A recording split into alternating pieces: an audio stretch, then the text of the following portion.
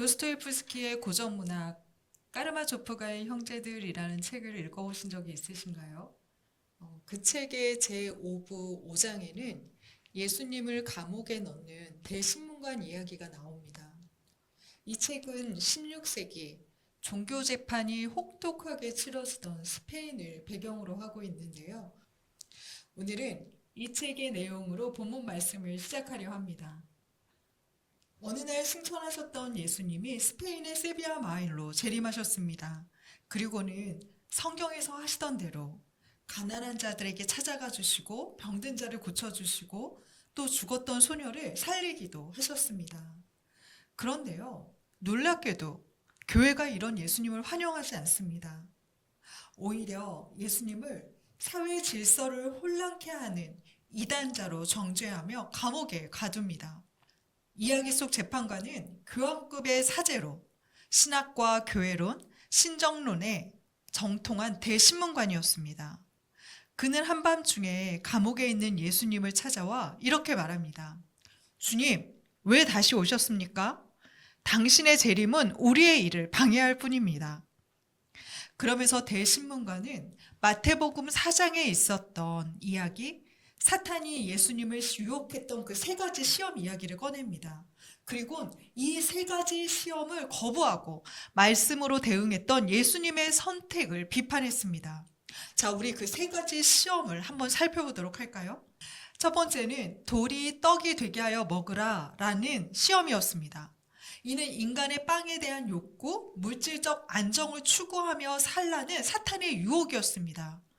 예수님은 당시 40일 금식으로 매우 굶주린 상태셨잖아요. 그러니까 그것을 채우며 너의 스스로 능력으로 채우며 살아봐 라는 요청이었습니다.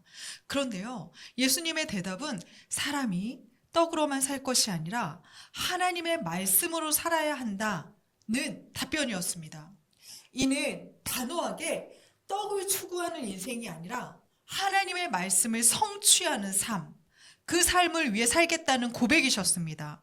또한 떡을 위해 떡에게 묶여있는 삶이 아니라 하나님의 말씀을 위해 떡을 이용하는 그런 삶을 살겠다는 의미였습니다. 이에 사탄은 두 번째 시험을 제시합니다. 예수님을 높은 성전 꼭대기로 데려가서요, 뛰어내리라 라고 말하는 것이죠. 그의 말은 이렇습니다. 당신이 뛰어내리면 하나님이 가만히 있지 않을 것입니다. 천사들이 보내어 당신을 구할 것입니다. 그러면 얼마나 많은 사람들이 그 모습을 보고 와, 진짜 기적을 행하는 메시아다, 하나님이 왔다 라고 말하지 않겠습니까? 그러니 그렇게 당신을 증명하십시오 라는 요청이었습니다. 하지만 예수님은 이 시험도 단호히 거절하셨습니다. 기적을 통해 나를 증명하는 것이 아니라 나의 말 하나, 나의 행동 하나, 그것들을 통해서 사람들은 고민하기도 하고 머뭇거리며 나를 발견할 것이다. 기적이라는 쇼로 인간의 자율성을 포로 삼아 조정하는 방식을 취하지 않겠다는 단호한 말씀이셨습니다.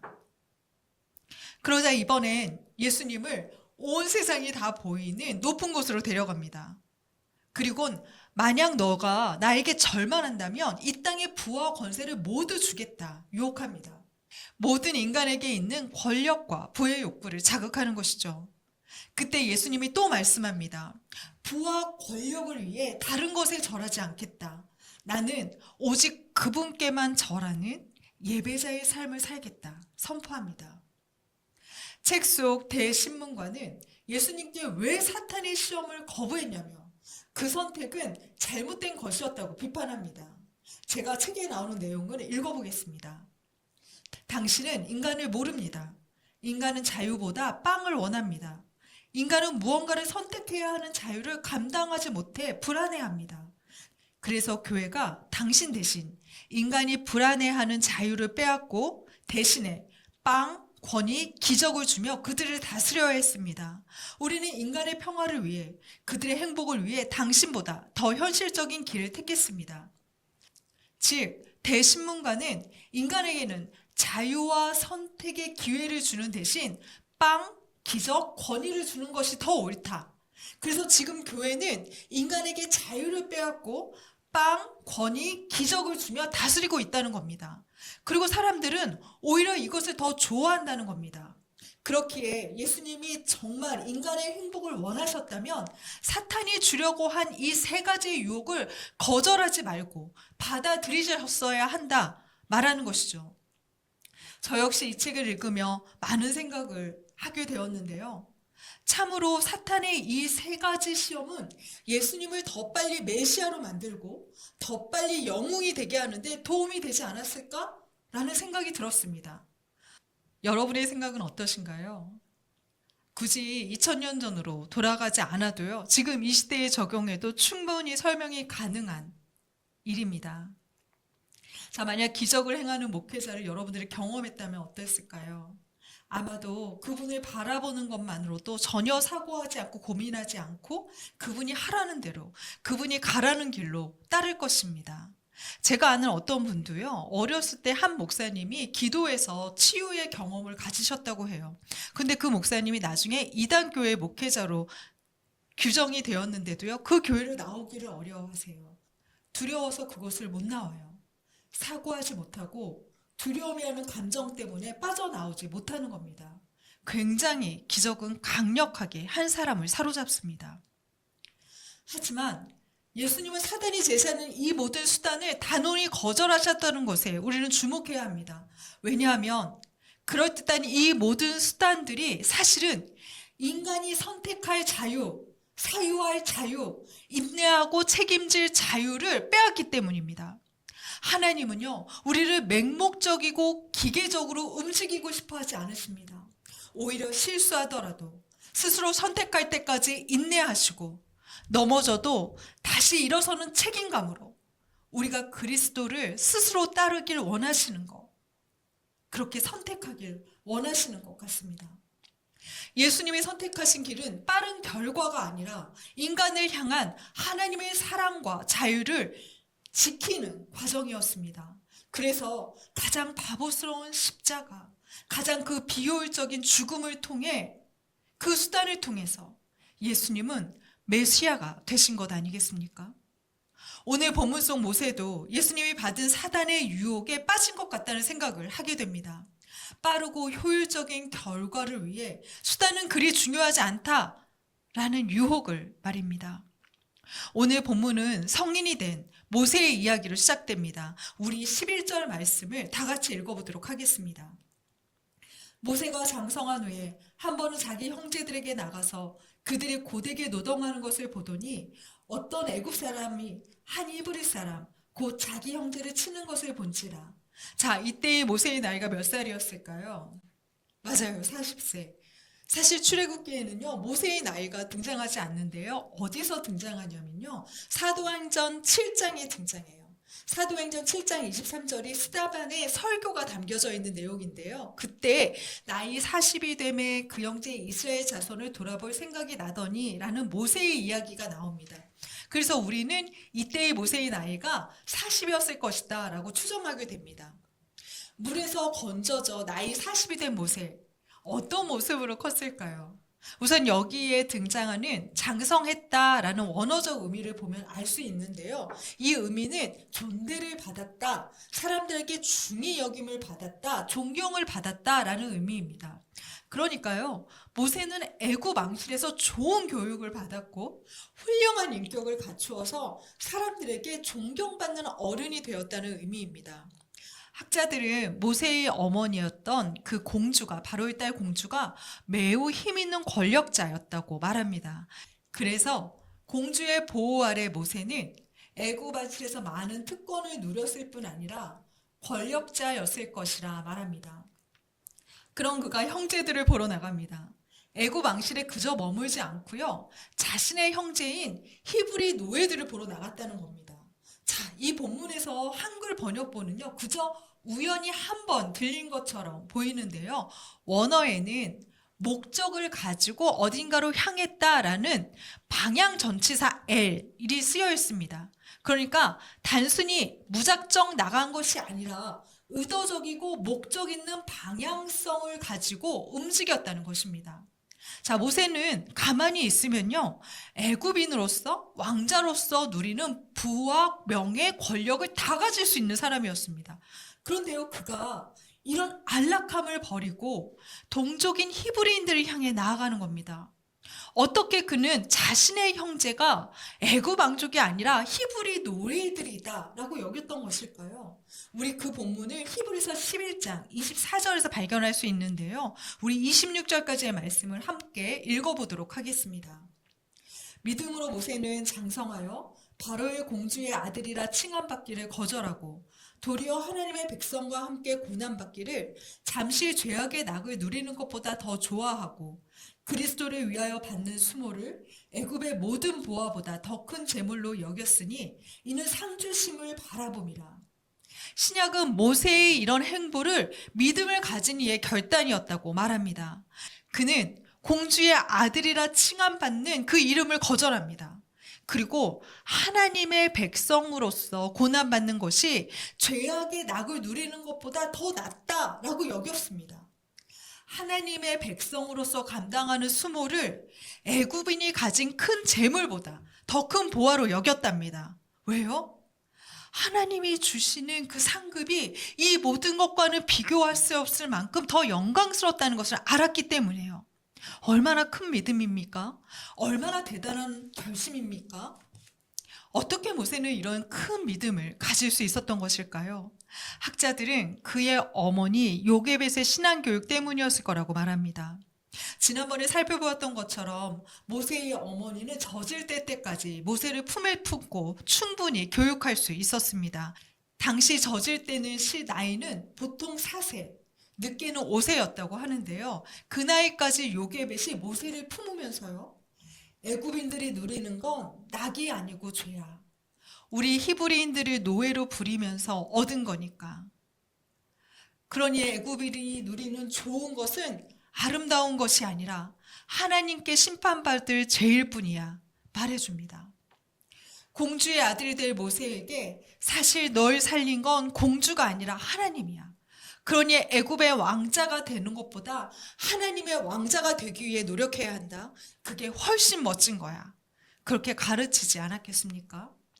그 짧은 유아기의 신앙교육이 나이 40이 되었음에도 노예인 히브리 민족을 자신의 동족으로 여기며 여호와 하나님의 마음을 안고 그들을 향해 나아갈 수 있었던 겁니다.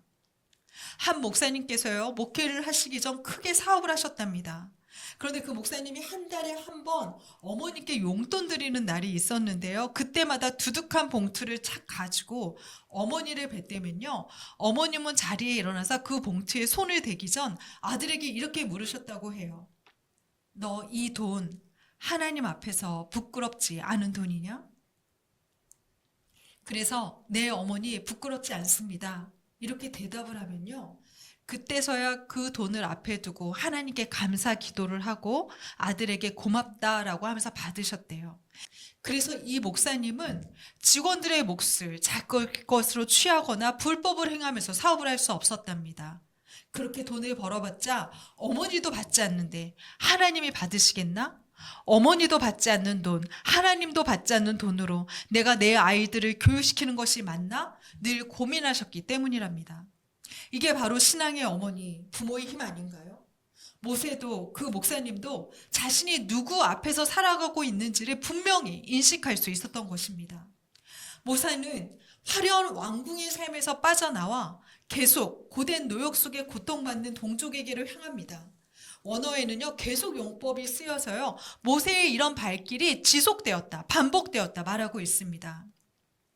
그의 마음은 화려한 왕실이 아니라 고통받는 그 자리를 회복시킬 하나님의 사명을 받은 나 자신에게 집중되어 있었습니다. 그런데요, 어느 날 바로 그 자리에서 애굽의 노동감독이 한 동족인 히브리 사람을 때리는 것을 목격합니다. 사실 얼마나 자주 이런 일들이 있었겠습니까? 애굽인들에게 히브리인들은요, 그저 노동의 가치로 환산되는 물건일 뿐이었으니까요. 장성한 모세에게는 이제 힘도 있었고 권위도 있었습니다. 지금이야말로 자신에게 주신 그 사명, 동족을 구하라는 하나님의 명령에 응답할 때라 생각했을 것입니다. 그래서요, 좌우를 살피곤 사람이 없자 애굽 감독관을 쳐 죽입니다. 그리고 모래로 그 애굽인을 묻어버려요. 그리고 13절에 보면요, 다음날 다시 그 자리에 나섭니다. 자신의 동족을 구하는 일을 지속하기 위한 모세의 선택이었죠. 그런데 그곳에서 히브리인들끼리 싸우는 모습을 발견하는 거예요. 마치 애국 감독관이 히브리인을 때리듯 힘 있는 히브리인이 약한 히브리인을 괴롭히는 겁니다. 폭력의 피해자가 폭력의 가해자가 되는 순간입니다. 이렇듯 폭력은 또 다른 폭력을 양산할 뿐이었죠. 모세는 그 가해자에게 왜 애굽인이 하듯 형제를 때리냐고 묻습니다. 그때 자신이 동족이라 여겼던 히브리인이 이렇게 대답합니다. 누가 당신을 우리의 감독관으로 세웠습니까? 애굽인을 죽였듯 나를 죽이렵니까? 이 문장을요, 신학자 알렉 모티어가 잘 번역해 놓았는데요. 제가 한번 읽어보도록 하겠습니다. 우리는 사람이 죽는 것을 이미 충분히 보았습니다. 왜 우리가 또 다른 살인자를 신뢰해야 한다는 말입니까? 우리 곁에는 손에 칼을 든 사람이 너무 많습니다. 우리는 그런 사람이 더 이상 필요 없습니다. 무슨 의미인가요? 히브리인의 눈에는 폭력적인 감독관을 죽인 모세 역시 그저 폭력을 휘두르는 새로운 감독관일 뿐이었습니다. 그 애굽인과 다를 게 없다고 여기는 거예요. 모세는 자신의 범죄가 채 하루도 지나지 않아 들통났다는 것을 압니다. 그리고 15절 말씀을 보면요, 이런 모세를 반역자로 여겨 죽이려는 애굽왕이 등장합니다. 그렇게 모세는 왕자에서 반역자로 더 이상 왕궁에 머물지 못한 채 이제 광야로 도망갑니다. 이 이야기에서 여러분은 하나님의 마음을 이해하실 수 있나요? 민족의 구원이라는 선한 목적으로 자신의 모든 것을 걸었던 모세였습니다. 마치 구원자로서 부름받은 자처럼 서 있는 거예요. 어쩌면 모세 역시 예수님처럼 사단의 세 가지 유혹 앞에 서 있었던지도 모릅니다. 빵에 만족하는 인생을 살아봐 라는 첫 번째 시험에 모세는 단호히 거절했습니다. 나는 그 빵으로 만족한 인생을 살지 않겠어. 세 번째 유혹도 마찬가지입니다. 너에게 있는 부와 명예, 권세를 다 누려. 그런 인생을 살아. 라는 유혹입니다. 이에도 모세는 단호히 거절하며 하나님의 백성으로 살기를 선택합니다. 하지만 단 한 가지. 내 능력을 세상에 나타내어 영웅이 되어봐. 기적을 보여서 빠르게 구원을 이루어봐. 네가 그 자리에 앉는 순간 모든 사람이 너를 우러러보게 될 거야. 라는 두 번째 유혹은 이기지 못했습니다. 민족 구원이라는 선한 결과를 위해 가장 빠르고 효율적인 방법을 선택해. 그게 폭력이든 내 힘을 보여주는 것이든 사람들을 굴복시켜 너의 그 기적쇼에 너를 매혹적으로 드러내봐. 라는 그 유혹은 이겨내지 못했습니다. 모세에게는 지혜도 있었고요. 용기도 있었고요. 사명감도 있었습니다. 그리고 사람들을 구하려는 따뜻한 마음도 있었어요. 그렇지만 단 한 가지, 결과에 이르는 과정까지 하나님께 드리지 못했습니다. 모세의 이 모습이 비단 3,500년 전 애굽에만 있었던 일이겠습니까? 한국 사회는 부, 성공, 권력이라는 아름다운 결과를 위해서 타인을 공존의 대상이 아니라 경쟁의 대상으로 전락시켰습니다. 교회는 부흥이라는 아름다운 목적, 그 결과를 성취하기 위해서 얼마나 자주 정의와 공의를 버리는 선택을 하는지 모릅니다. 우리는 자녀의 좋은 대학, 그를 통한 하나님의 영광이라는 미명하에 얼마나 자주 우리 아이들에게 비난과 위협을 가하는지 모릅니다. 그래서 하나님의 영광이 드러났습니까? 진짜 하나님이 좋아하시는 사회, 교회, 우리 자녀들과 성도가 되었습니까? 결과보다 과정이 중요합니다. 과정이 결과를 이깁니다. 결과는 우리의 것이 아닙니다. 신명기 29장 29절 말씀을 우리 메시지 성경으로 한번 읽어보겠습니다. 감추어진 것은 하나님, 우리 하나님께서 책임지고 하실 일이지만 드러난 것은 우리의 몫입니다. 여기서 감추어진 것은 미래적인 의미예요. 도달해야 될 목적, 결과입니다. 이건 하나님의 영역이래요. 우리에게 주어진 몫은 드러난 것, 오늘이랍니다. 우리는 그저 결과는, 미래는 주님께 맡기고 오늘, 그저 우리에게 주어진 오늘을 순종의 과정으로 살아가는 그 명을 받은 사람들이라는 뜻입니다.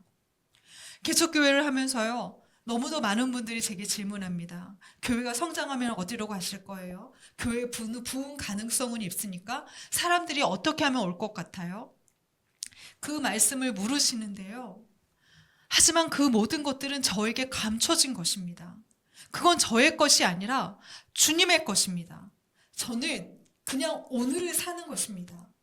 오늘 내게 주신 사명대로 이 교회를 지키고 그 거룩함을 드러내는 방법으로 목회하는 것. 그것이 바로 피조물로서의 한계를 인정하는 삶.